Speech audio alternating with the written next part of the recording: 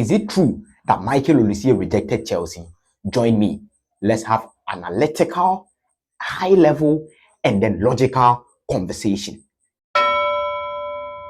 Ladies and gentlemen, this is Football Insights. Click on the subscribe button, press the post notification bell. This is a transfer update. It will be very short because it's about Olise. Michael Olise is moving to Bayern Munich.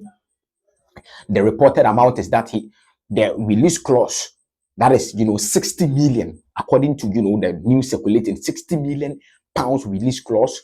Bayern Munich are paying 45 million plus 5 million add-ons. So the release clause, Bayern Munich has been able to negotiate, and then I am not surprised because when an English club is selling to an English club, it's the conversation and then the negotiation becomes so tough. But when an English club is selling to a club outside England, the conversation goes as planned, or it goes on smoothly. So I'm not surprised that they are selling Olise for 50 million package, 50 million pounds package, whilst the release clause is what?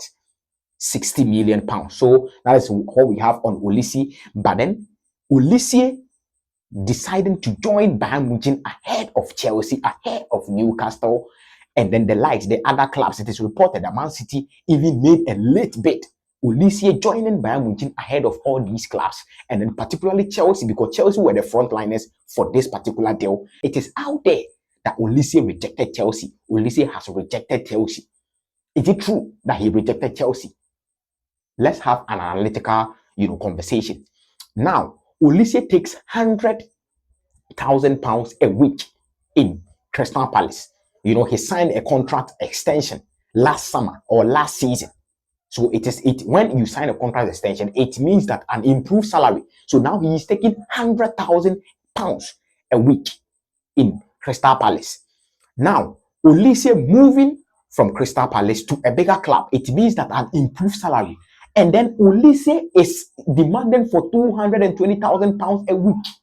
That is 120% of his current salary in Crystal Palace. Now, in Chelsea, since the owners walked in, and then the new directors, Paul Winstanley, Laurie Stewart, Joe Shells, all these recruitment guys walked in, or they walked in as a co-sporting director or as sporting directors. There is a rule in Chelsea that no one goes, or no new player goes above £150,000 a week, which I don't agree, because I believe that if you need the big players, you would have to pay more for the big players. So that particular rule, I don't agree. As a Chelsea fan, I don't agree. But then it will be very important to have a disciplined wage bill.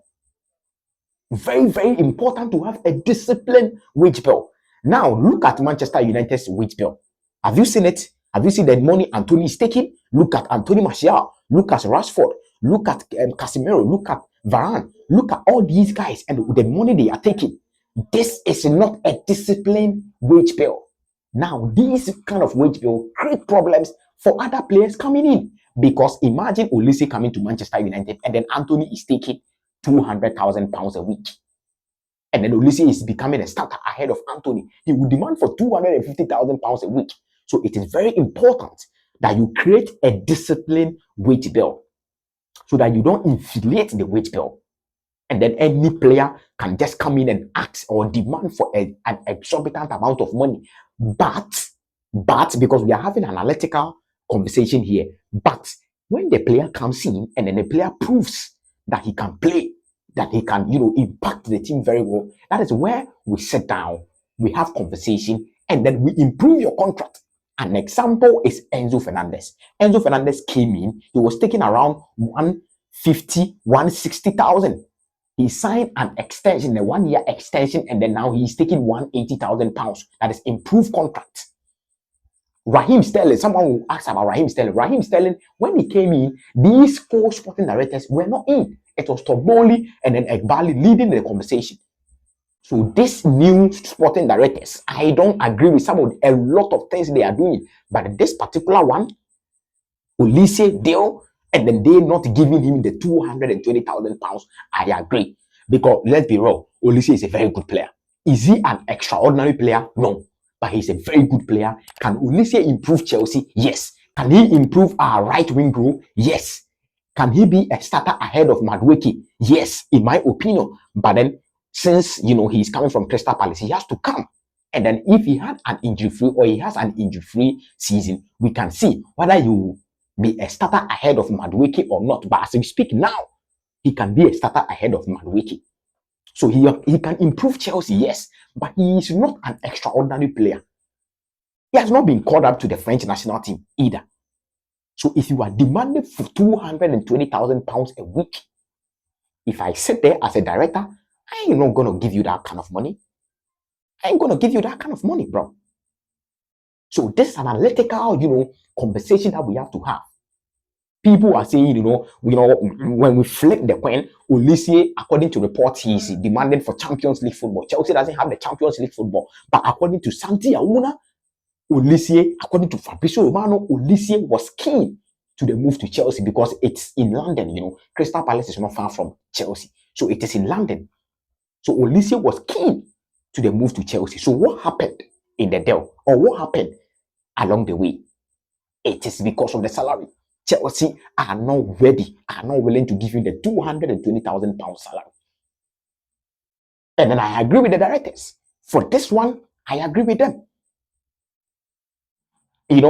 It saddens my heart that Olise will not come to Chelsea, but no, bro, we have to create a disciplined wage structure so that we don't inflate our wage bill.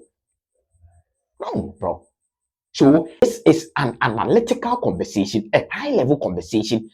Forget everything. Forget your affiliation. We have to have this kind of conversation. He wants Champions League football, yes. Chelsea doesn't have the Champions League football, yes. But Chelsea have, an exciting project that he will be ready to join. But then the wage bill and then the salary of Olise is now being the standing block. So Olise is not going to come to Chelsea. He is going to Bayern Munich. It has been reported by Christian Falk, Florian Plattenberg, that Bayern Munich are ready to give him the £220,000 a week. I don't know, when it goes to euros, it will be around 300 and, it will be around 300,000 euros a week. Bayern Munich, they have that. They can pay that. It's not like Chelsea cannot pay. Chelsea can pay, but they will not pay. But Bayern Munich will pay that. I know that they have, some players are taking 19 million, 18 million euros and all of that. So if you are an attacker, Bayern Munich will be ready to pay that money. So he should go to Bayern Munich. I don't have a problem with him. As to if he will go and start in Bayern Munich, that is another conversation because Leroy Sané is there. He is not playing well, but he's a German, an indigenous German. So as to when or as to if he goes there, he will start. That one doesn't concern me. So if you say Olise rejected Chelsea, you would have to, sit down, look at these factors, conclude that Olise rejected Chelsea or Chelsea were not willing to meet his demand, his salary demands. This is a high-level conversation that Football Insights Kobo I am bringing to you. So drop your comment down below. What do you think? Did Olise rejected Chelsea? Do you think that Olise rejected Chelsea because of Champions League football? Do you think that Chelsea didn't move or push for the deal because of his, high-level wage salary or high-level, salary that he is, demanding? Just drop your comment down below. This is Football Insights. Click on the subscribe button. Follow us on our social media platform. I will see you in the next video. Thank you so much for your time. Peace.